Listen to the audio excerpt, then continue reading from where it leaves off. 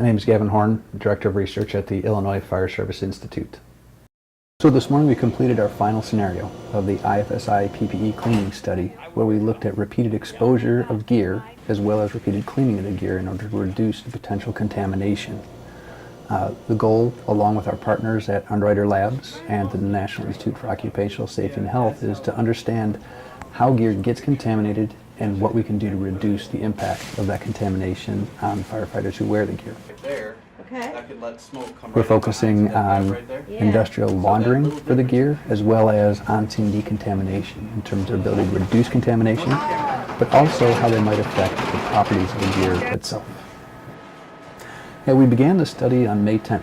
That was the very first scenario, and have continued on throughout the summer in order to get 40 different exposures to the gear. In between each of those exposures, we laundered the gear and we did some gross on-scene decontamination to the gear in order to look at the impacts of those in terms of reducing contamination.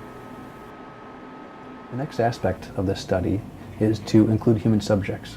We're looking at the impact not only of laundering the gear, but also different types of firefighting hoods that provide different levels of protection. We're really interested in the heat stress, the differences in heat stress specifically from laundered gear versus unlaundered gear, and some of the modern hoods that provide some level of particulate protection compared to traditional hoods. How do they impact heat stress in the fire service, as well as how do they impact protection from the smoke and particulates that we see on the fire ground?